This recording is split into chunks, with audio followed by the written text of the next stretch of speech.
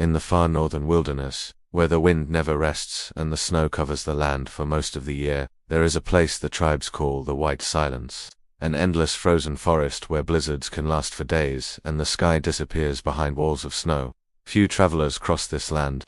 Those who do rarely return, because something hunts within the storm. For generations, the northern tribes have told stories about a creature that appears only during the fiercest blizzards, a beast larger than any wolf, a creature whose howl can freeze the blood of warriors. They call it Skollfang, the wolf of the blizzard.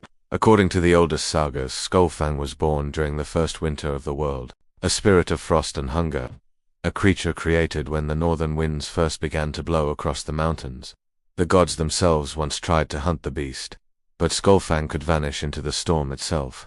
It became the shadow of the blizzard, the hunter within the snow. For centuries the wolf remained only a legend, until the winter the caravans stopped arriving. The northern road that crossed the White Silence had always been dangerous, but that winter something changed. Entire trade caravans vanished without leaving a trace. Hunters sent to search the forest returned with terrifying stories. They spoke of massive tracks in the snow, tracks that stretched across entire clearings. They spoke of glowing eyes moving through the storm, watching, waiting. Then the bodies were found, frozen, solid, not torn apart, not eaten, just left standing in the snow like statues of ice. Fear spread quickly through the northern villages. The elders believed the ancient wolf had returned. No warrior volunteered to enter the blizzard, except one. His name was Erik Stormhunter. Erik had spent most of his life hunting across the frozen forests of the north. He understood the storms better than most men. Across his back he carried a long rune-carved spear called Frostfang. The weapon had been forged using steel cooled in glacial water and etched with ancient protective runes. It was said the spear could wound creatures born of frost magic. Erik entered the White Silence at dusk. The blizzard had already begun. Snow whipped violently across the forest. The wind howled through the frozen branches like restless spirits. Within minutes, Erik could barely see the path ahead. But he continued walking. The deeper he traveled, the quieter the forest became. Soon, even the wind seemed distant. Then he saw the tracks, massive paw prints pressed deep into the snow, each print nearly the size of a shield. The creature was enormous. Erik followed the tracks through the storm. They led deeper into the forest, deeper into the blizzard. Then suddenly, the tracks stopped. Erik slowly raised his spear. The forest was silent, too silent. Then he heard it, a low growl behind him. Erik turned instantly. Two glowing blue eyes appeared within the wall of snow. The creature stepped forward. Skollfang the wolf was enormous. Its body stood taller than a horse. Thick white fur covered its massive form like drifting snow. Frost clung to its claws. Its breath turned to ice in the air.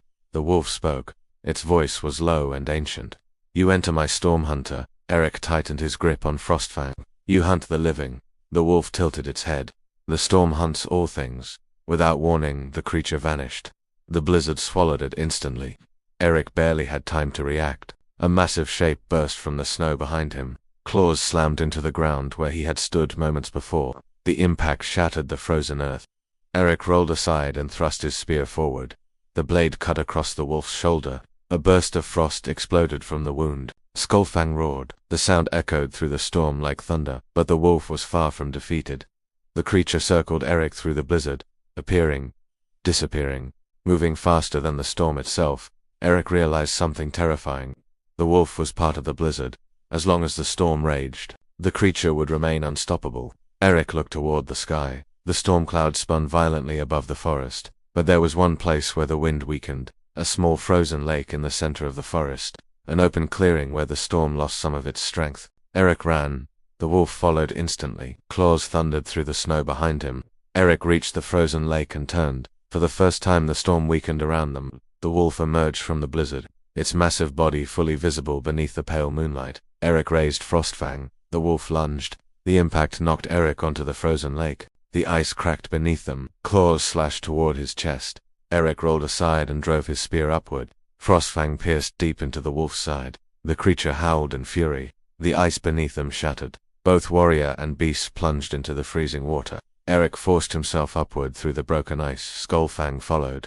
But the storm no longer surrounded the creature. Without the blizzard, the wolf weakened. Erik climbed onto the ice and raised Frostfang for one final strike. "I end the storm." The spear struck deep into the wolf's chest. Skollfang froze. The glowing light in its eyes slowly faded. Then the massive body collapsed into drifting snow. The blizzard began to fade. The wind slowly disappeared from the forest. The white silence became quiet once more. Erik stood alone on the frozen lake. But something remained where the wolf had fallen. A glowing shard of frozen crystal. The heart of the storm. Erik picked it up carefully. The crystal pulsed with ancient power. Far beyond the frozen forest, deep within another mountain of ice, something ancient felt the wolf's death, because Skollfang had not been the only spirit born from the first winter, and somewhere in the north, another storm was beginning to rise.